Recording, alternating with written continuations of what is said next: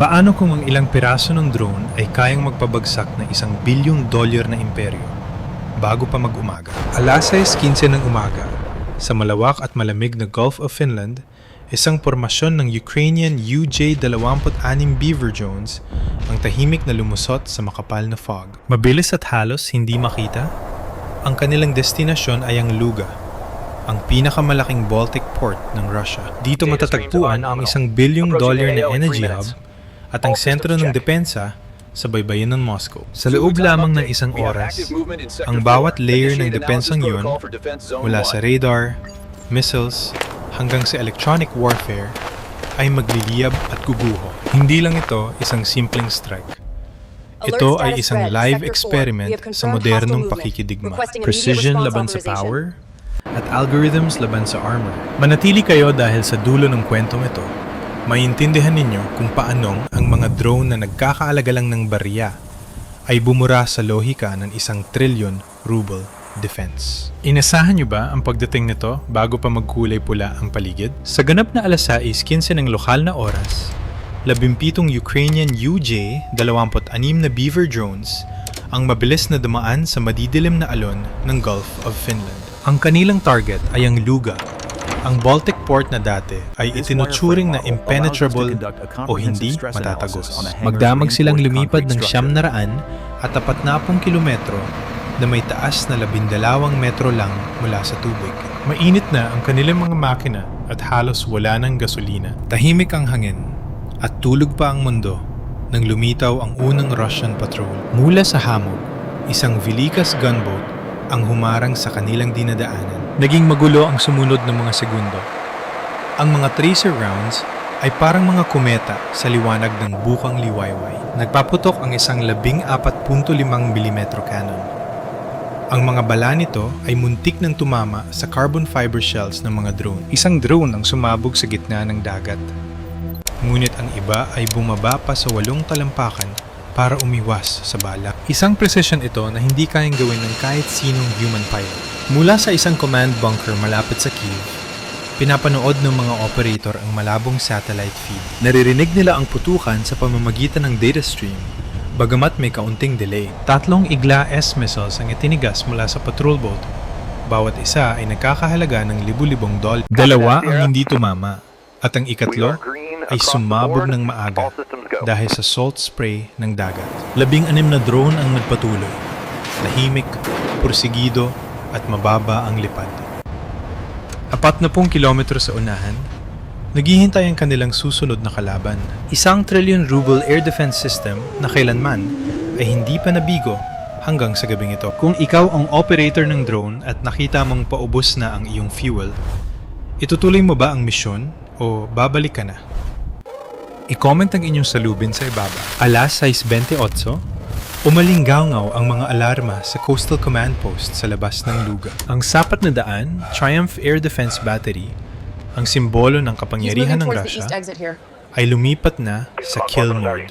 Ang siyang na 2N6A, radar nito ay dinisenyo para i-track ang mga stealth aircraft sa layong 400 kilometro. Ngunit ngayon, nahaharap ito sa mga target na mas maliit pa sa mga ibon.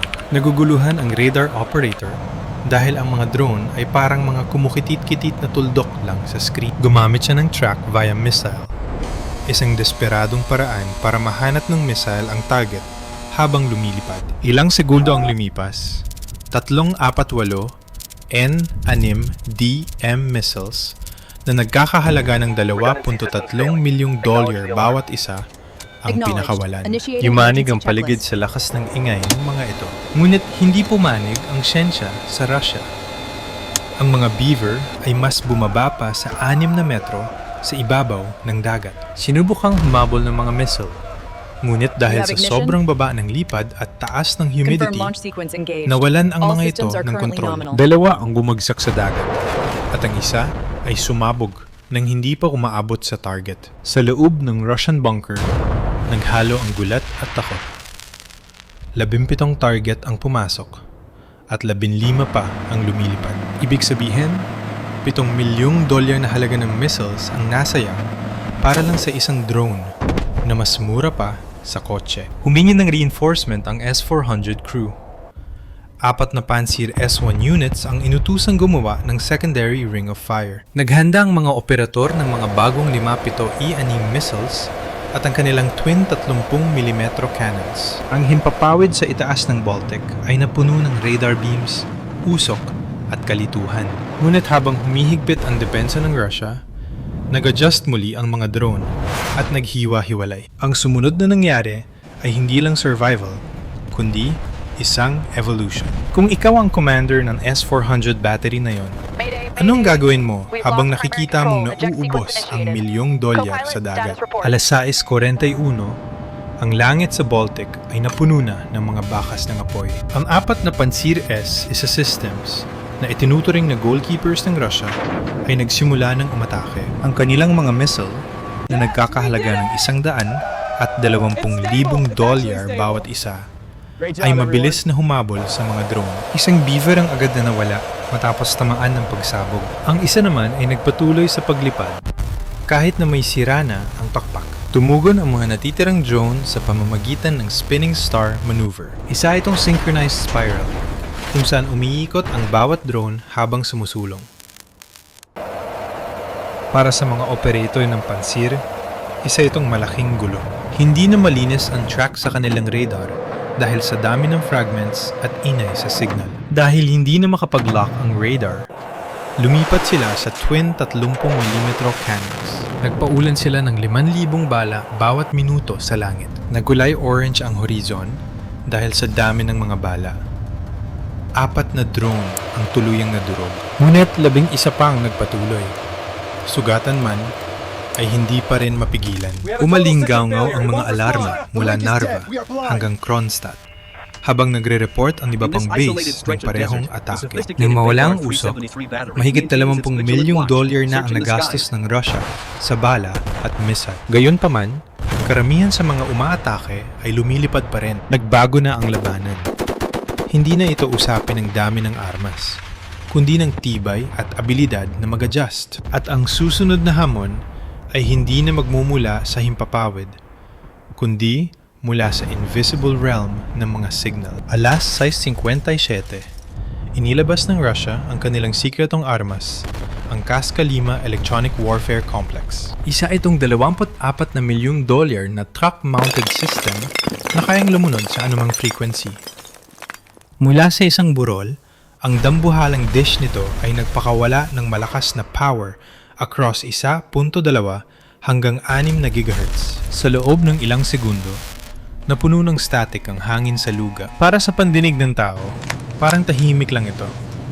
Pero para sa mga Ukrainian drones, ito ay matinding gulo. Nawala ang mga command at nag-freeze ang kanilang navigation systems. Ang algorithm ng Kaska ay nag-scan sa langit at nagbuhos ng 20 kilowatts ng interference. Sapat na ito para matunaw ang mga electronics na walang proteksyon. Ngunit hindi bumagsak ang mga beaver. Otomatiko silang lumipat sa iba't ibang encrypted frequencies. Dahil hindi mahulaan ng mga Russian jammer ang susunod na frequency, binahan nila ang lahat ng channel. Dahil dito, nawalan din ng komunikasyon ang mga kalapit na bayan ng mga sibilyan. Gayunpaman, nakatagal ang mga drone. Lumipat sila sa autonomous terrain tracking mode gamit ang kanilang 3 D-maps.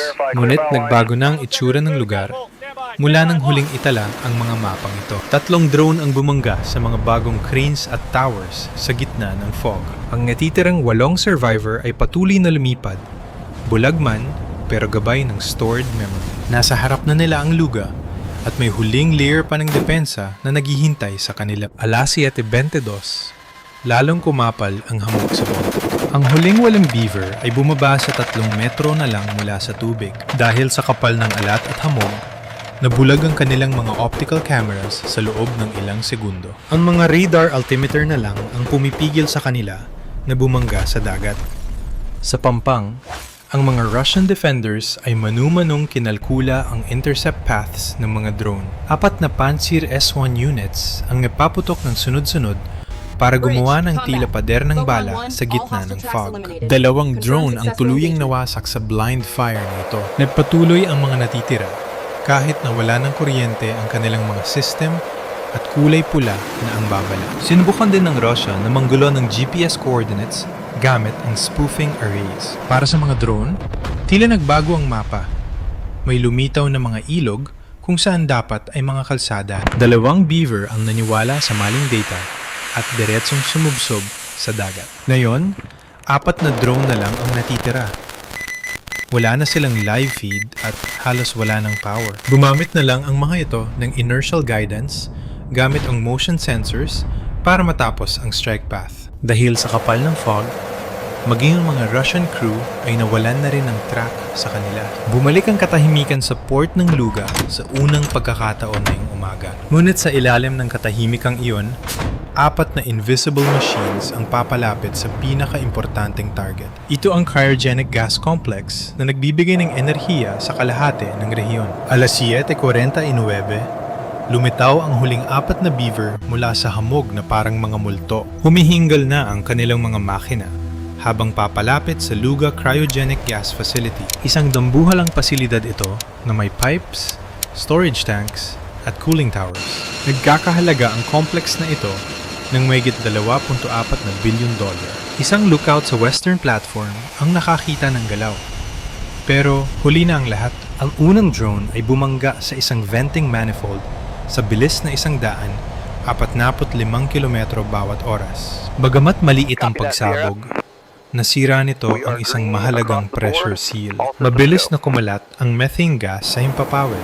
Ang ikalawang beaver ay sumisid sa gitna ng vapor cloud, ilang segundo ang lumipas. Nakalak ang thermal camera nito sa pinakamalamig na bahagi ng complex, ang cryogenic fractionator. Kinuha ng operator sa Kiev ang manual control sa pamamagitan ng isang Iridium satellite link. Kahit may delay sa signal, nagawa niyang igiya ang drone sa gitna ng mga bakal na tor. Nang mag-freeze ang video feed, lumipad na lang siya gamit ang huling coordinates. Eksaktong tumama ang drone sa base ng fractionator sa bilis na 40 kilometro bawat oras. Ang 18 kilogram thermite-enhanced warhead nito ay agad na nagliyab sa temperaturang mahigit 2,600 degrees Celsius. Pinatunaw nito ang bakal at pinasingaw ang sobrang lamig na likido sa loob. Sa loob lang ng 5 segundo, ang gas ay lumawak ng 600 beses, dahilan para sumabog ang buong network. Sunod-sunod na sumabog ang mga tangke sa loob ng pasilidad.